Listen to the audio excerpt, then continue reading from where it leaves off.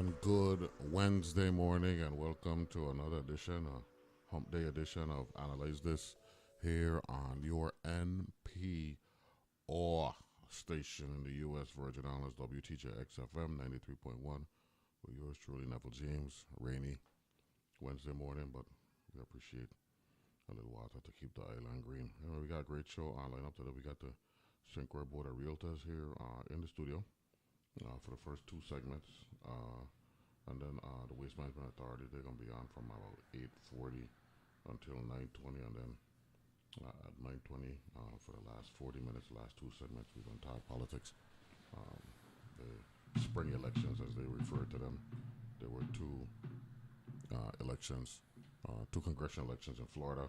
And then there was a high-profile Supreme Court justice election in Wisconsin, along with a voter ID ballot initiative. So looking forward to talking some politics via some bush tea this morning. So let's get right to it. We got the St. Croix Board of Realtors here in the studio. Good morning. How are you? Please introduce yourself. Good morning. Happy Wednesday. My name is Kelly Pugh. I am the president of the St. Croix Board of Realtors. I also have my counterpart here. Hi, good morning, everyone. My name is Andre Toussaint. I am the co-chair of the St. Croix Board of Realtors Education Committee. What's the first name? Andre. Andre Toussaint. Toussaint, yes, sir. Got a big name, man. Glad to have both of you here in the studio. Thank you. Ms. Pugh, how are you? I'm doing well, trying to stay dry in this rainy weather. Yes. How are you doing today? Same. I'm good. I ain't complaining. How's home buying in the Virgin Islands right about now? Home buying is always great in the Virgin Islands. That's what we like to say. Yeah, it's doing pretty well. Andre, how do you think the market's going these days? Like you said, it's great. We keep trucking. We try to bring new buyers to the table and, educate them as best as we can. What's the inventory levels right now? Because I'm hearing that well, it's good for realtors, because homes are being sold, but inventory is not high right now. Yeah, so we need some more houses to sell. That's always good. So, when inventory in... Get closer to the microphone, Andrew. When houses are scarce, usually realtors pivot towards selling land. Mm-hmm. And that's what we do. And we try our best to get out there and market these properties so people know what's available, prices, that kind of thing. Also, making sure that they are tapped into ways to finance these properties. Mm-hmm. I would say nationally inventory is low across the board. We have not been able to keep up with building, new homes for our population. So it's not a, rare instance. We're kind of in the norm of all nationwide, and it's that our inventory is low. So, yeah. If the governor was to call in to the show right now, what would you tell the governor? Because the governor has championed home construction, and for some reason we're struggling as a territory to get homes or to get construction to the levels to where we need it to be. What would you tell the governor right now? That's one of his big things. Mm-hmm. I think definitely figuring out how we can incentivize developers. It's expensive to build here. They don't see it being worth their return on investment. So if we're able to incentivize them, whether it's, having lower fees on their, when they import things in, that therefore would help supplies be cheaper. And then hopefully when they build the home, it would be more affordable. I think starting there, figuring out how we can incentivize some of the developers. Yeah, so I think that the government has been on the right track as far as pushing stuff like VI Slice, ODR is doing, own a lot, build a home. Envision. Tomorrow. Yeah. Yeah. Stay on that track. Mm-hmm. Keep exploring new ways to make this thing affordable. That's something, I remember like 2-3 weeks before his election in 2022. I've always appreciated candor, and I heard the governor do something that was apolitical. Candidates and elected officials are in the spin business, right? And the governor literally said, I'm 4 years into the gig, and if there's one area that I haven't delivered in is home construction. Of course, he inherited the recovery and all that stuff. I thought that was commendable on his part. You know, it might not be politically correct. I mean, I'm sure your support team would tell you, Governor, well, you said that you're going to lose votes, all that stuff. But I thought, you know, that type of candor is being truthful, actually, is to be appreciated. So that's the reason I will always reference that argument point that the governor made. And I think at the time he was talking with the banks. So let's talk about that. The mortgage is necessary. The banks are absolutely critical in this process. Has there been a roundtable or any type of setting where the realtors who know the industry, the banks who provide the financing, the government of the Virgin Islands, who are regulatory agencies and somewhat developers as well, in support with programs for down payments and all that stuff? Has there been a meeting of the minds recently? If not, will there be? We did have the Virgin Islands Territory Association of Realtors. They hosted a bit of a real estate expo. The governor was there. VI Slice was there. VI EDA was there. We didn't have the banks there, but that was a conversation that we did start up and open up and invited them if they would be interested in us coordinating something. So as president of the St. Croix Board of Realtors, that's something that we can push for. So it hasn't happened yet, but it's definitely something that we could plan to happen. I think it is important. I know we were talking about how we can help to improve some of the government programs, working with VI Slice. And so I think the next step from there would be including some of the banks and kind of having that roundtable discussion with them. So I think that's a great idea. Mr. Toussaint? Yeah, so this is part of the reason that we're here today, because we're getting ready to do the Fair Housing Expo that happens on April 5th. And at that expo, we have invited Home Depot. We have invited the majority of the banks here in St. Croix. We've invited appraisers. We have speakers. We have a panel that's coming up. We have a credit specialist that's going to come in. So, you know, we're going to do our part as realtors. We're going to do our part in getting everybody to the table to help, guide, especially the young Virgin Islanders that need to get into homes. So, that is our goal. Our goal on my committee is to make sure that the realtors in our committee, in our organization, are educated, as well as Virgin Islanders are educated about how the real estate industry works. I realize that sometimes it's a little daunting, a little intimidating, when you're asking somebody to put down $10,000 on a earnest money deposit to purchase a home, that they have to go through a 45-day bank process. So we need to educate them as to what happens in those 45 days. What are the things that you need to have in your back pocket so that those 45 days move as swiftly and as clean as possible? So that's our job. Our job is just to educate the committee by bringing all of these folks to one table. And again, that happens this Saturday, April 5th at the DC Canegata Recreation Center from 10 to 3. And Andre, yeah, you bring up a good point. Part of this association's goal is also advocacy. We're not just here buying, selling, and renting property. Because we're able to put all of our resources together, we're a stronger voice. And so the St. Croix Board of Realtors, we do want to make sure that we are out there in the community having these important conversations, pushing for these important conversations, inviting people to the table to have these conversations. So yeah, we're going to have First Bank there, Bank of St. Croix, Banco Popular.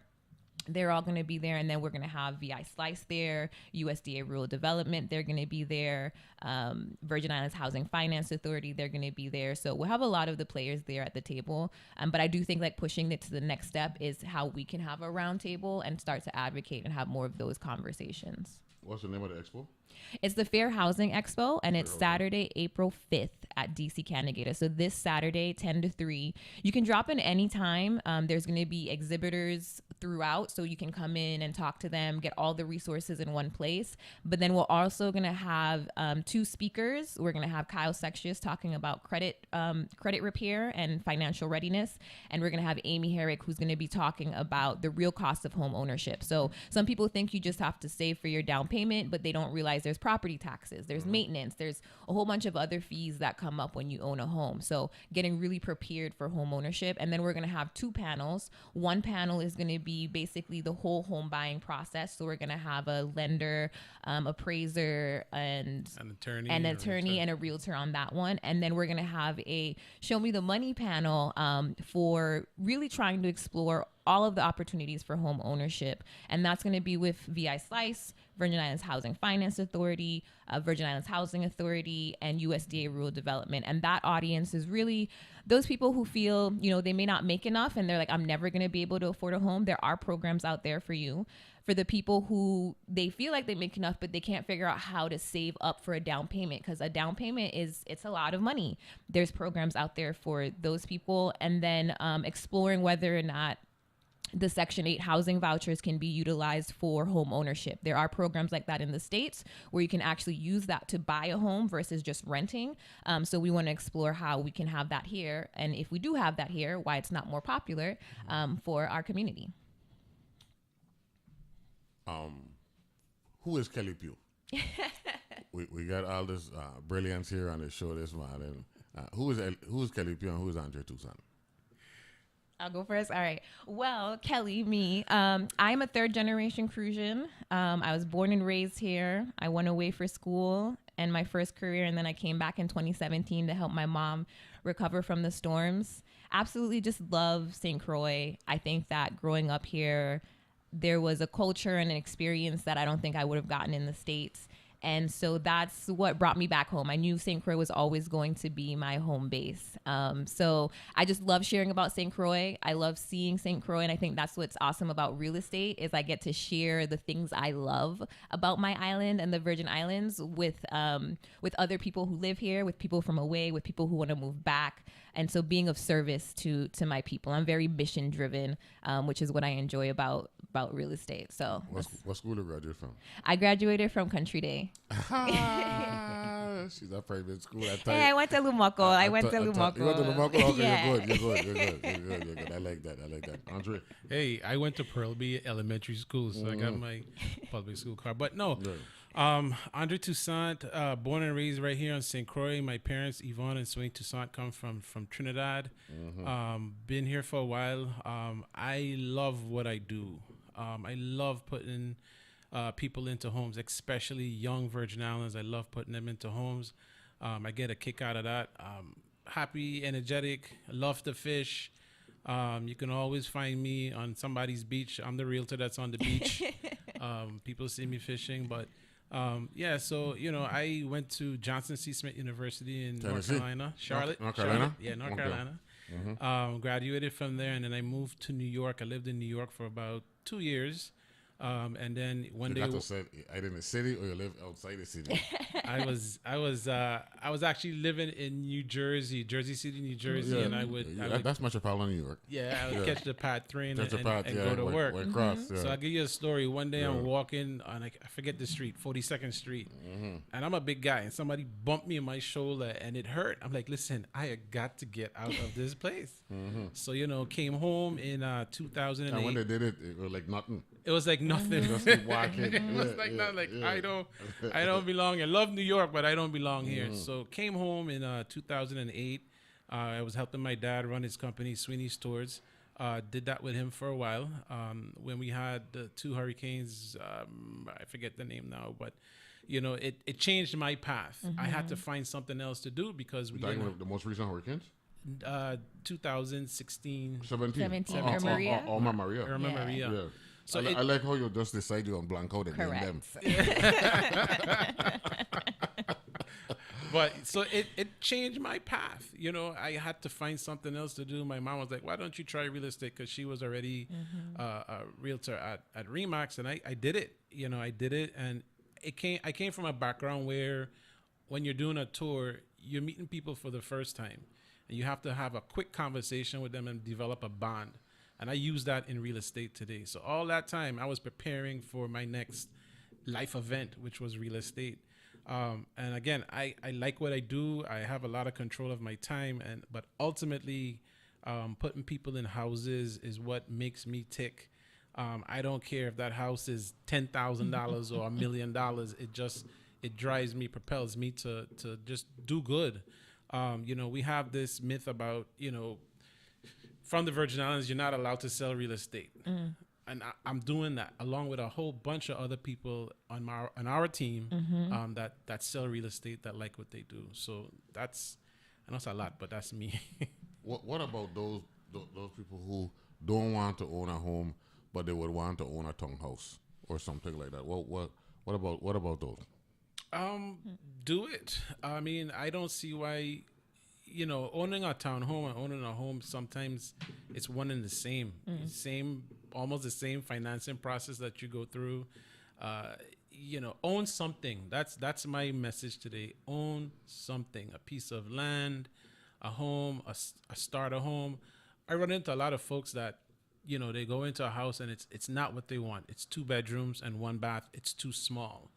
But there's the ability to add on to that home in time.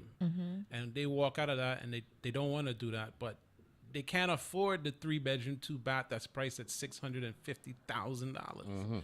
You got to start someplace. You really, really do have to start someplace. Yeah, for sure. I think opening your mind to it may not be the perfect property, but at least starting there, because that's not the end of your journey. That's just the start.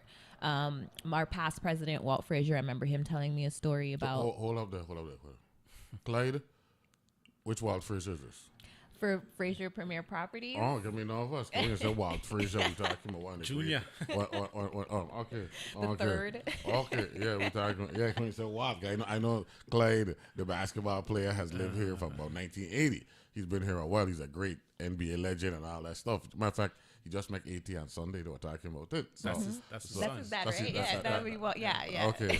I wondered if it was Clyde himself. You know what I'm saying? So, that's awesome. Yeah. So, so he's actually in real estate here. Yeah. So he was telling me, that's how he got started in real estate. It was this little property that he bought. wasn't really trying to live in it, just a starter home. And then he was able to sell that and get a profit and then get his next property.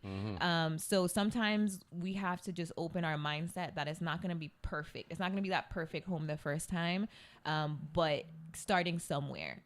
And that'll get you kicked off. So I like that message, Andre, in terms of owning something. We're talking with Kelly Pugh.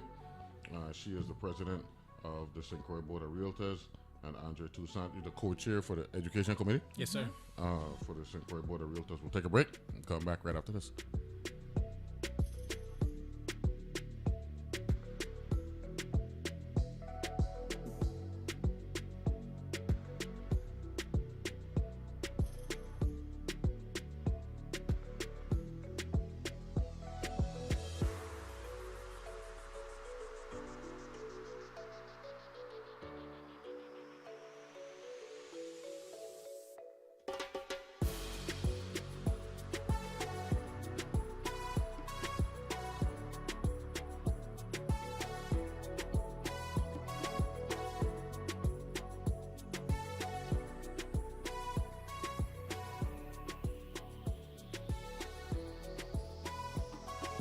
Analyze This with Neville James is underwritten in part by the Virgin Islands Energy Office, powering policies and programs for a more sustainable tomorrow. The Virgin Islands Energy Office, proud to support public media in the Virgin Islands. Traveling this spring? Whether you're vacationing or visiting family, you might have a special food you want to take with you. Just remember, food containing pork cannot enter any part of the U.S. or even travel between the mainland and the U.S. Virgin Islands. That's because pork can carry African swine fever, a virus that's harmless to humans but deadly to the pigs we rely on for food. To help stop the spread, don't pack pork when you travel this spring. You can learn more at USDA.gov. That's USDA.gov. I'm Robin Young. As the number of unemployed government workers grows, so do the number of job scams targeting personal information and money. It's an epidemic. And because the scammers read the headlines like everybody else, they know that people are looking for jobs. What you can do to stay safe next time, here and now. Here and Now, weekdays from 2 to 4 p.m. on WTJX FM 93.1, your NPR station in the Virgin Islands. WTJX, your NPR station in the Virgin Islands, is underwritten in part by Bank of St. Croix, offering Elevate Checking, a mobile banking app, and direct deposit. Online at bankofstcroix.com.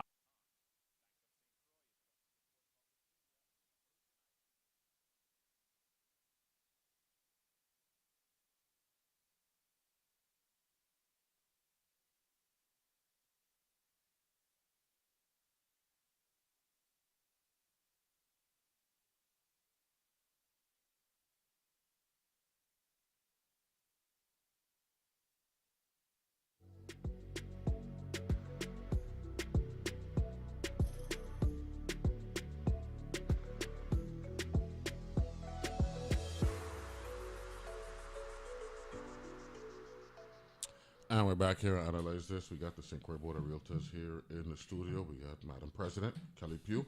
Good morning, Madam President. How are you? Good morning. I'm doing well. And Mr. Andre Toussaint. Morning. Mr. Chairman. Mr. Co-Chair. Co-chair. Right? Glad to have both of you here.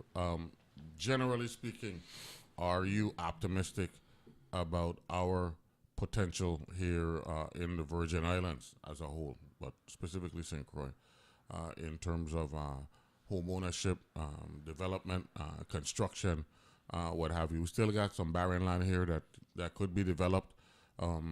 What can we do? Is there, if someone is listening right now who happened to run into money, what would be the advice for them if they're renting now and they want to get into home ownership? Those are all really, really good questions. And I'm going to do a plug here that you can come on Saturday, April 5th, this Saturday, April 5th at the DC Canegata Recreation Center. We're having a fair housing expo where you have resources for all of those things. To answer your first question, feeling very optimistic about where we are. I think that the government has done a great job in some of the first-time home ownership programs that they have. We were just actually talking with a representative from one of the banks who came down from Florida, and he was saying that our VI Slice program is a phenomenal program and something that they don't even have in the States. So continuing to have those types of programs where that help with gap financing, help with down payment assistance, and then, leaning into some of those first-time home ownership programs. As long as we continue to keep those around and invest in those, I'm very optimistic for the people of the Virgin Islands. And then I know a lot of money is starting to flow in with construction and things of that nature. So, I think also if we can continue to figure out how to address affordable home ownership and affordable building those properties in an affordable way, I think we'll be in a pretty good track. I would say that if you run into a whole bunch of money, start doing your research. Figure out where the interest rate is, how the ebbs and flows of the interest rate. If you're going to finance, start searching for properties that you may like. Drive around. I see a lot of people driving around on a Sunday afternoon, just taking a look at properties. Ask some questions. Don't be afraid to ask questions that you may think that have no relevance, because it probably does. Just figure out where you want to be in the next 5 years. The way I see things, I keep looking at the news and the newspapers. St. Croix is going to be hopping come 2026 for quite some time. So get in line for that. There's investment properties that you can purchase. There are going to be folks that will need rentals. We have folks that need rentals right now. So, don't be passive about it. Don't wait for the next government program to come out. Start doing your own research. Figure out how far that lump sum of money can take you and invest it wisely. And I think that starting education early is important. I don't think you have to start thinking about home ownership when you just get a large amount of money. You should be educating yourself now because it is a process, and you should be asking those questions now. Realtors are available for that type of inquiry. If you're just interested in how do I get started? What happens if I did come into a large amount of money? What should I do? How can I start saving now? I think that we sometimes wait until we're right there. And part of home ownership, part of preparing for property ownership, I think, is tapping into those resources and that knowledge at an earlier stage. And so that's really the importance, I think, of the Fair Housing Expo that we're having this Saturday, is trying to bring all of those resources to our community so you can tap into it now. Even if you think that you're not going to be able to own a home in 10 years, like, now is the time to start coming and talking to the banks, talking to the lenders, talking to the realtors, so that you can be prepared for home ownership, because it's the largest investment. Property ownership is the largest investment you're ever going to make. That's not something you want to just jump into the deep end with. No, I've got bigger picture question that I want to ask both of you, and it has to do with logistics. But before I get to that, Hannibal O'Brien said, "Good morning, Andre. That's my boy." You know what I'm saying? So you just send me the text. You know what I'm saying? Good morning, H. Good morning. So I just wanted to deliver the message as given to me. So let me get that out of the way. I want to sing Croix's best attorneys. Want to sing Croix's best. Best. You go stop right there. You didn't even got to say it, Tony. Just want to sing Croix's best. And he's a regular caller to the show. So Nice. that's a good thing. Check this out, right? One of my schoolmates, his name is Erwin Raphael, and he used to work with Amazon, and now he's working with Lucid, which is this car battery company, right? So I was talking with him, and I said, you know something, you come from Amazon, and we need to look. We don't need to I don't need to tell people what we need to do, but I was just thinking. I'm thinking of ways for us to create economic activity and jobs here in the Virgin Islands. And I think manufacturing is a good, as an underdeveloped area or a non-performing area in the Virgin Islands at this particular time, when back in the day, it was a big thing, right? We had the watch factories, we had all those things back then, right? So I asked him, what's the biggest problem now? And he said logistics, right? Which is getting stuff here, right? Because if you want to get to manufacturing, you need material. So here's my big picture question to you, home ownership, to gurus and all that stuff, right? When can we get a meeting or an idea or a commitment to include the government and the private sector, where we could establish relationships with the Crowleys and the shipping folk, right, to get direct lines of transport from the mainland for all type of materials, where you have construction, manufacturing, different areas where if everybody pitched in, right, for costs, then that would reduce the cost of bringing materials on the same boat, not necessarily for the same industry. You follow what I'm saying? I think that's the approach that we should get into now. It's kind of like a syndication type of thing, where you're reducing costs, it's revenue expenditure sharing, because we can't continue to apply the same model and be just a consumer-driven economy. We got to build from within, and we don't manufacture enough here. So how do we go about sharing costs to allow for greater local development? Well, I think you hit the nail on the head, and it's synergy. It's getting this information out to the people that can actually invoke that change. You know, we have to keep having conversations. You're right. You know, because the government can do everything. Correct. Right? And the private sector can do everything. Correct. The government sector, the private sector, we have an exemption program. We have arguably the most attractive exemption program in America, which allows us to compete with neighboring islands where the cost of labor is exponentially cheaper than it is here. So we need that incentive so that they could so that we can compete. But at the same time, we gotta be realistic as it relates to costs. Correct. So, again, I hear you. I agree with you, and that, again, for me, from my standpoint, is educating not just the local people but the local government about the things that we need. We need to go and benchmark some other places that have done well with this.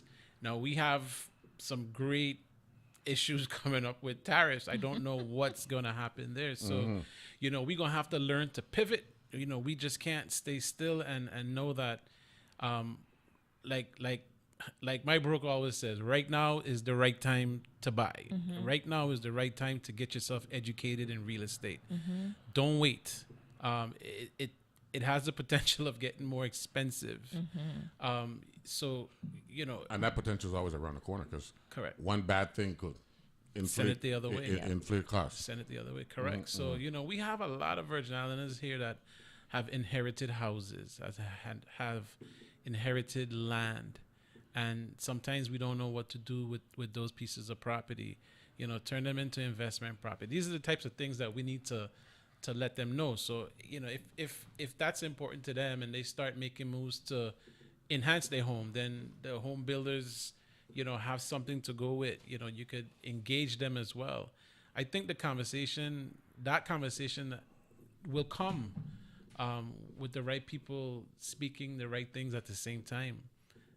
I know that's Cliche. yeah, but It's factual. Yeah. but we've got to do it. We just can't sit still and, like you said, wait for the government to do everything. Yeah. Because I was going to say, it's like identifying the champion. Like, you need someone who's going to be able to push that forward and keep it on the agenda.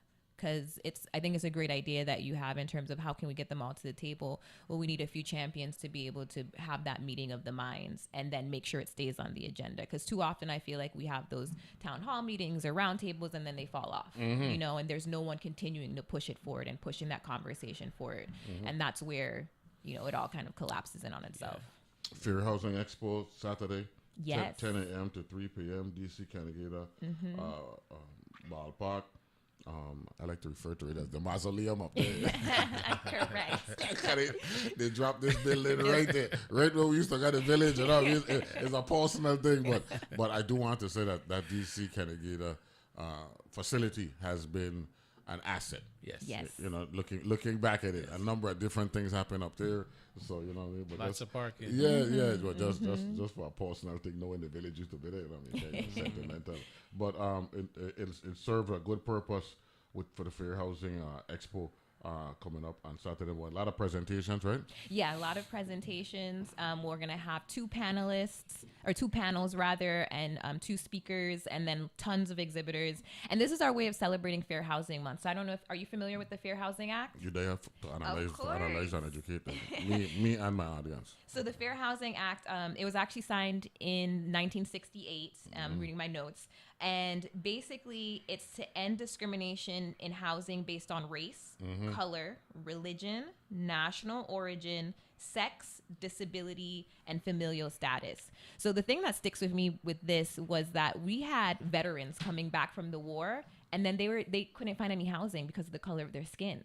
And so this act was meant to help protect people like that, people of color, and all of the other protected classes, like I said. But of course, as we know, just because things are passed into law doesn't mean that it happens and plays out in real life. So it took decades of getting that together. And even now in our new administration, as things are being pulled back when it comes to our DEI things, it's really important to us as realtors to make sure that we are educating the community, because right now the onus is going to be on us to keep each other accountable.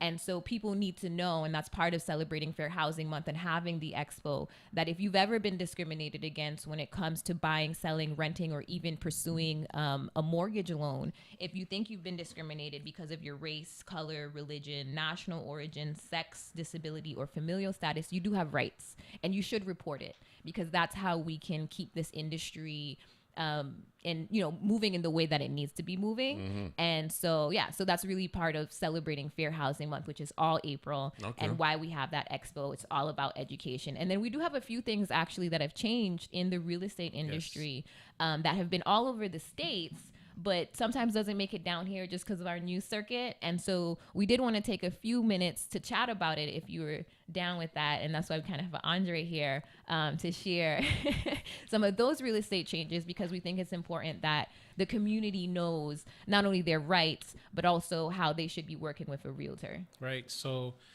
just recently... if I got a few minutes. I'll go right ahead. I yield. The Department of Justice has said to all realtors that we need to have what's called a buyer brokerage agreement signed off on before we show someone a home. And that's law. So every real estate agency here in the Virgin Islands should have you, the buyer, or sign off on a buyer brokerage agreement. And that agreement just states that, hey, there's a possibility that, you may have to pay some commission on this deal to the buyer. And we have to tell you that up front. So, real estate here in the Virgin Islands, and it's a change for everybody, and everybody's going through the changes. So, it's law. So when a realtor says to you, hey, I would love to show you this property, but can you please sign off on this buyer brokerage agreement?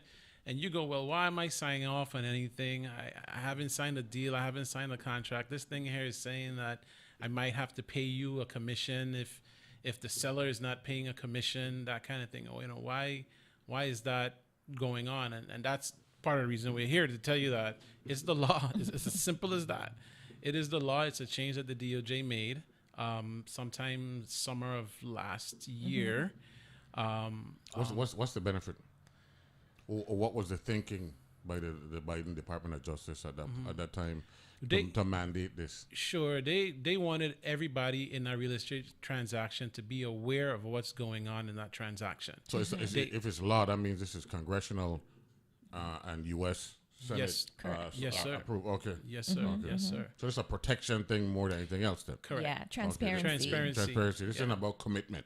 No. It's about transparency. Yeah. Okay. We wanted to make sure that how this works. Correct. And what that fee might be, because the National Association of Realtors has over like 100,000 members, and there's naturally a few bad apples in there who weren't being so forthright and forthcoming about, this is how I get paid, this is the compensation, and it's negotiable. There is no set standard. It's all negotiable. And so some people may not have been so forthcoming about that, and so became a thing, and we really wanted to focus on transparency as a national association and making sure we're educating. It's a topic of discussion slated for Saturday. We could. Yes, we actually, could. we are talking about some of that. We're gonna have people up there that can speak intelligently about that whole process. So that's yeah, because we will have a realtor who's going to be talking about what a realtor is, why work with a realtor. So we're going to touch on that, and then we will have the real estate panel where we will have a realtor on there. So I'm sure we'll have some panel questions for them about why we do that, what the law is, transparency, and commitment to clients. I want to thank both of you for making some time to join us this morning. Expo takes place this Saturday, April 5th. April 5th, 10 a.m. to 3 p.m. at the DC Canegata, the Fair Housing Expo, sponsored by the St. Croix Board of Realtors up at the DC Canegata Ballpark. Thank you very much to both of you. Thank you. Thank you so much for having us. And don't be a stranger. Reach out whenever you need us, and because I'm big on this. Okay, Sounds thank you very good. much. Thank you. You got it. That's Kelly Pugh, President for the St. Croix Board of Realtors, and Mr. Chairman of the Education Committee, Andre Toussaint. Co-chair. Who's the other chair? Talisa Simmons. You got it. Good morning, Ms. Simmons. Thank you very much to both of you. Thank you. Appreciate it. We'll be back right after this.